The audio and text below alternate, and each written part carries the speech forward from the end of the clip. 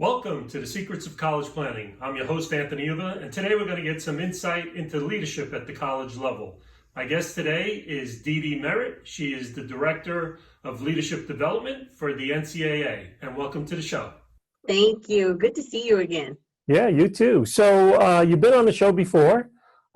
Just go a little in real quickly with your colleges and how you got to where you are today. Yeah, thank you. So I started out attending the University of Miami. At that time, I was a marine biology major. Really had an interest in sharks, still do.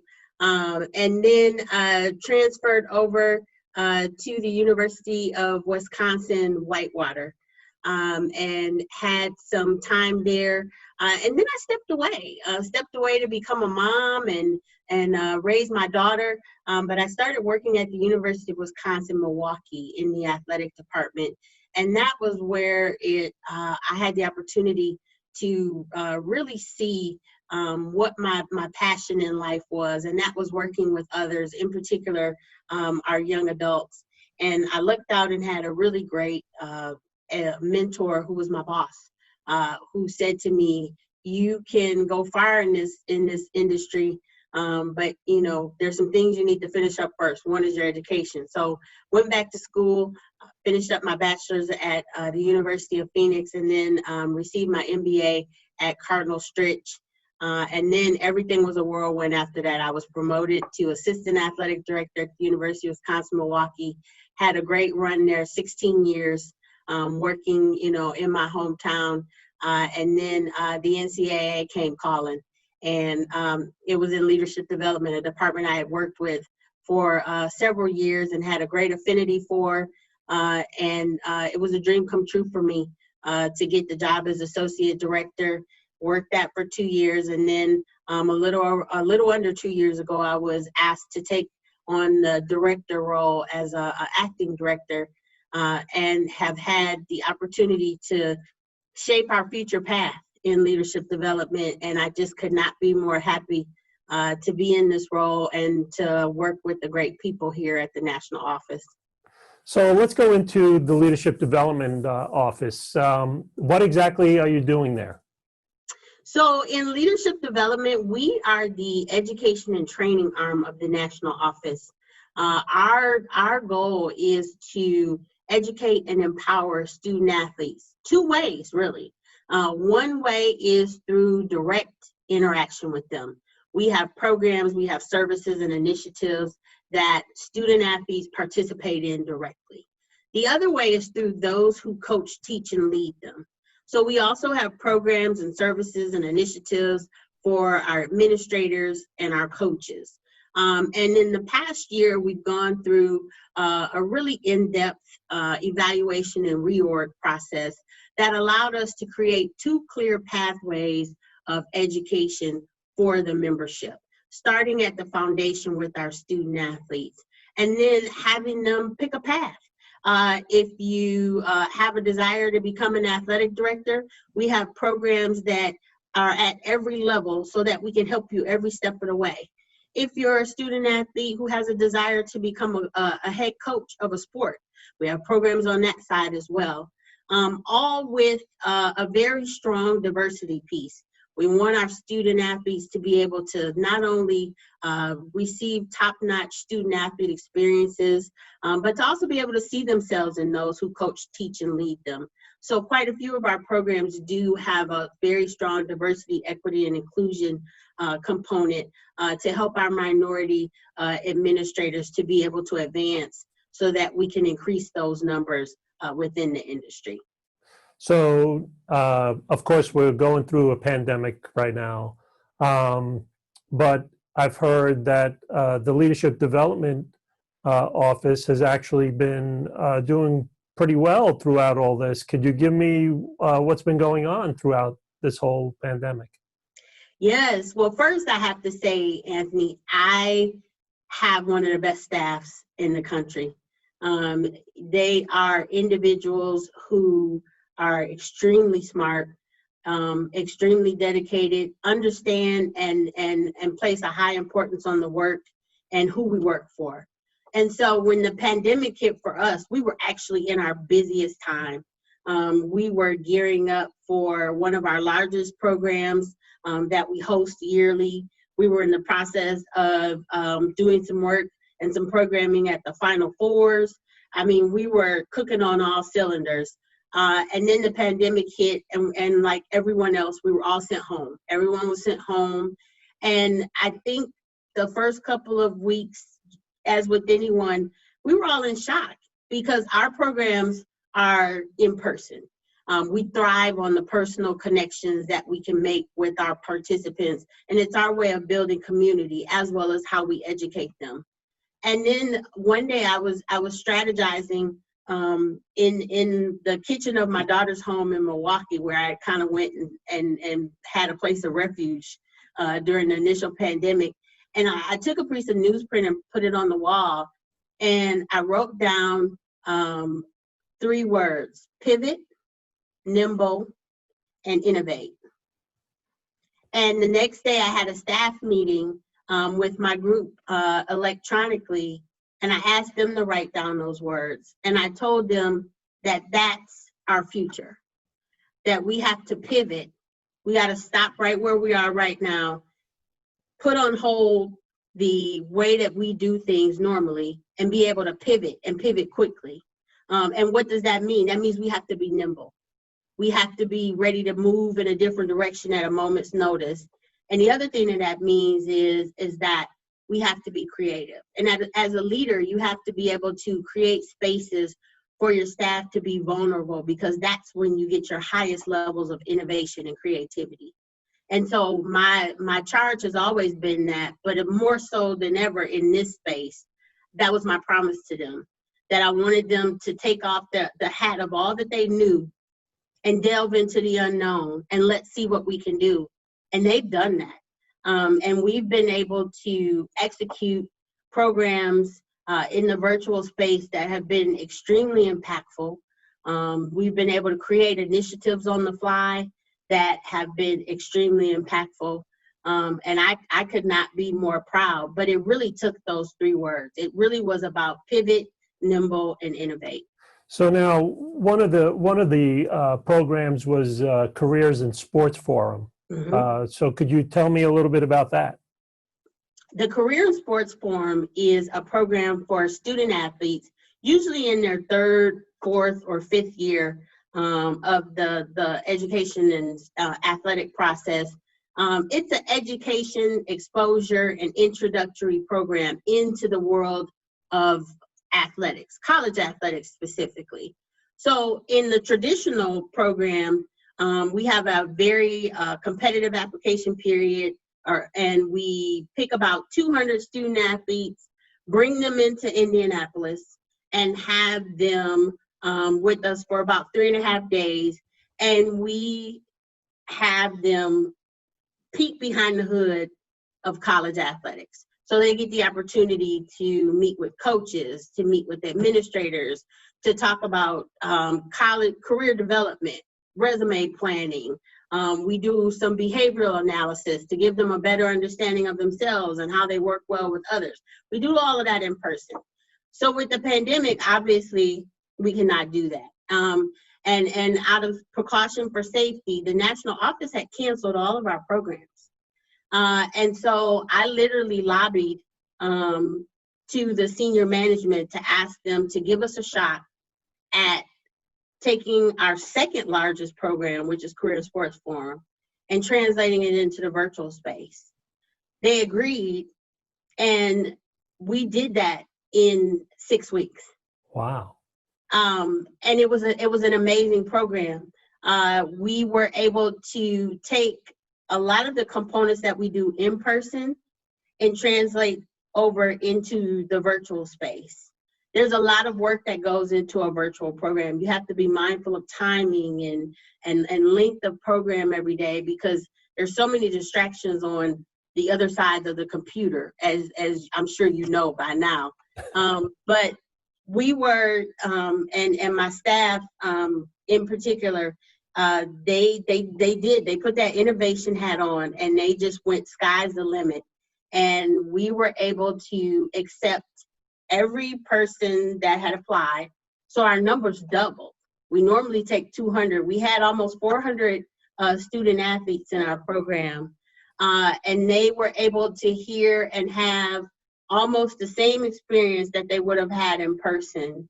And the survey results that we had from that program were phenomenal. They loved it. They appreciated the fact that they still had opportunities to build community, to learn about college athletics, to learn about career development options.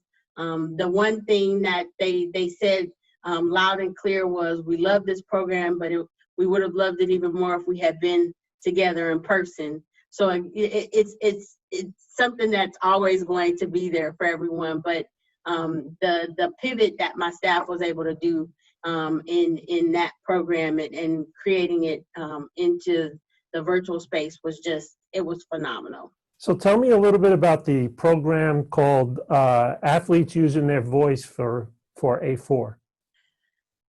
That program, the funny story, Anthony, that program was created one morning back in late June. I was on the phone, actually on a FaceTime call with my assistant director, Marissa Robinson. She was making breakfast, and we were just talking, and we were talking about the landscape at the time. You know, we had all just witnessed the murder of George Floyd, and as with myself, my staff, we're all very connected to our colleagues, peers, and participants in our community. And so we were talking about what could we do to be of service. And we saw all of these statements coming out, and these coalitions and alliances coming together for administrators and coaches. But the one area that we saw there wasn't as much organization was in the student athlete area.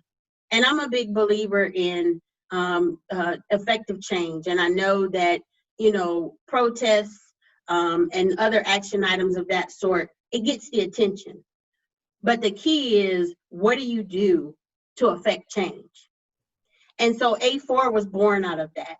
And it was really 4 key areas of education that we wanted to give to the student athletes to empower them for effective change: addressing difficult conversations, activism, allyship best practices, and action sustainability.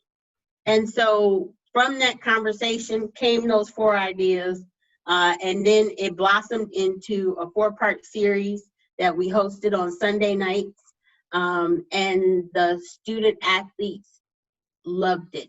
We made sure we were very intentional about making it student athlete only. To the chagrin of our administrators and coaches, who once they heard about the idea, they wanted to join in on the workshops as well. But we wanted the student athletes to have a brave space, to be able to learn, to grow, and not have to worry about whether coach is watching, you know, or in the same room, and then I don't feel comfortable saying what I want to say. And they were engaged. They were engaged. They asked great questions. They had opportunities to connect in breakout rooms and have discussions, and they overwhelmingly enjoyed and thought that the experience was beneficial and walked away with clear strategies. We provided resources for every program so that they would have takeaways to be able to really work on that, on affecting transformational change. And so we're in the process. Actually, tomorrow we start our debrief of the program to look to see if we can create some more learning opportunities, because overwhelmingly the student athletes responded in the surveys that they wanted to see more opportunities like this. Now, you talked about Black Lives Matter. Mm-hmm. What's going on at the college level with collegiate coaches, getting more of the minority coaches in collegiate sports? What kind of things are you doing for initiatives for that? You know, if I'm being, you know, honest, and the numbers don't lie, the number of minorities, African Americans in particular, in administrative and coaching positions is abysmal. It's horrible. and it does not promote the integral idea of student athletes being able to see themselves in those who coach, teach, and lead them, which is key. You need to be able to see where you can go to be able to get there. And so for many years, we've had programs that have had that minority focus. On the coaching side, we have programs in basketball and football, our Coaches Academy. For football, we partner with the NFL with the program. It's a great introductory program for those coaches who are starting to think about what their options are and if they want to become a head coach. So we talk to them about effective coaching practices, student athlete experience, but also start to help them look forward. After that, we have a platform of programs called Champion Forum. We have a Champion Forum for football, men's basketball, and right before the pandemic happened, we were about to launch Champion Forum for women's basketball. And so those are minority-specific programs to take those coaches who have been identified through a very stringent vetting process as being ready. And so we bring them in. It's a very small cohort because it's a year-long opportunity for them to work directly with our consultants after the in-person part of the program so that they're getting that additional education and encouragement and executive coaching so that when those opportunities become available, they can take advantage of it. The men's basketball program is, I believe this is year 5 of its existence. Football is more established. We've seen great success in that area.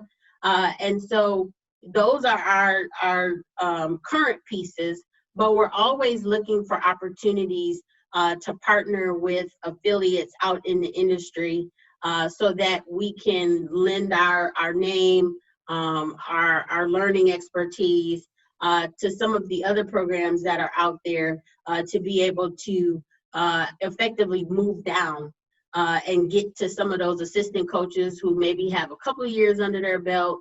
Then you talk about your director of basketball operations and graduate assistants so that we're creating a pipeline within a pipeline. Now, tell me something.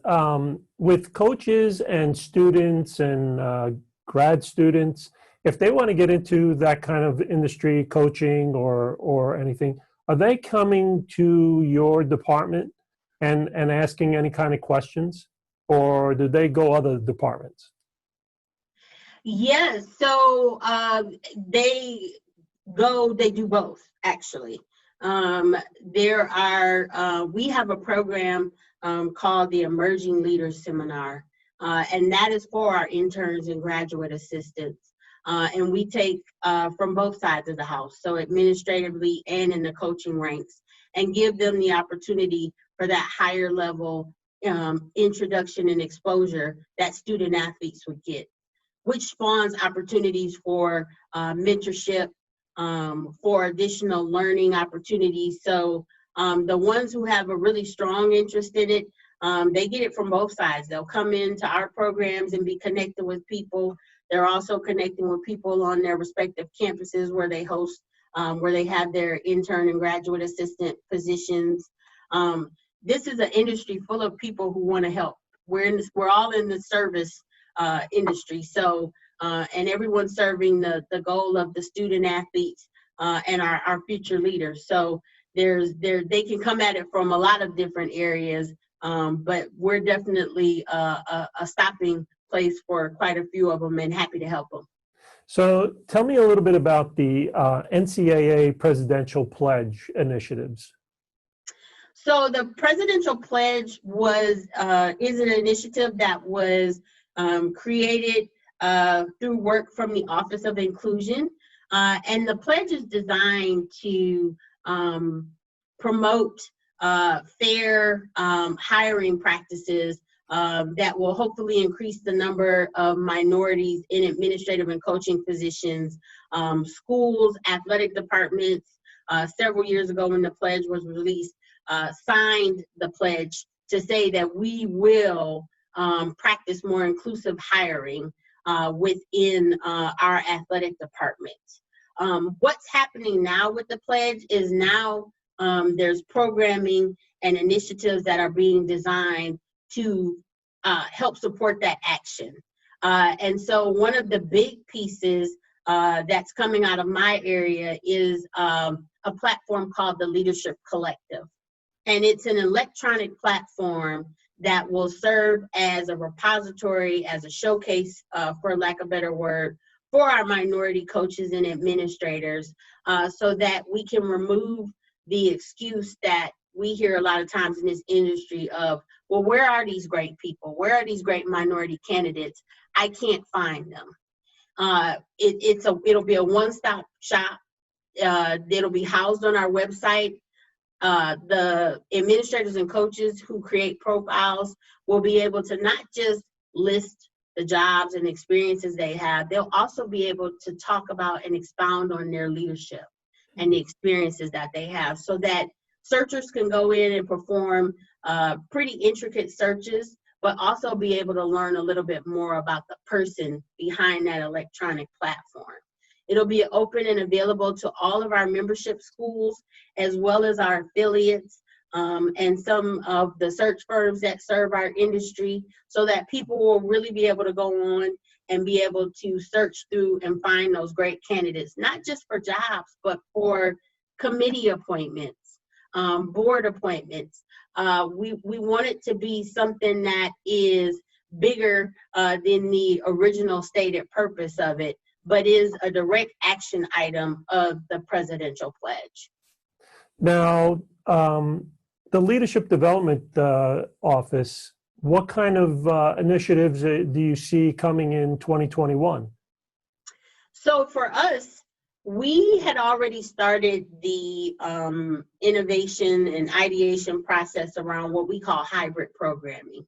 And that is to be able to take program pieces of our existing programs and put them into virtual spaces, so that we can elongate the learning process and not bring our participants in and have them feeling like they're drinking out of a water hose for 3 days, because we're trying to pour everything we possibly can into them in that short period of time. We're very big on active learning, so this allows us to be able to incorporate that into it, with the addition of the virtual space, where we can work more on case studies and projects, so that people get to actually really practice what it is that they're learning. And when you get to practice it, then it becomes more ingrained in you, instead of just sitting in a room and having someone talk at you.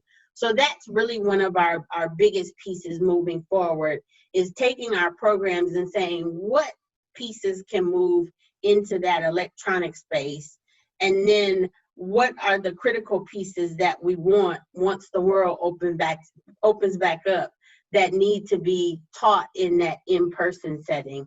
And then also just looking at our virtual space of more of an area for our participants to do things a little differently, with the introduction of videos, of short learning pieces, understanding that people sit behind a computer all day, and that any sort of learning we're doing in this space needs to be quick, and it needs to be impactful.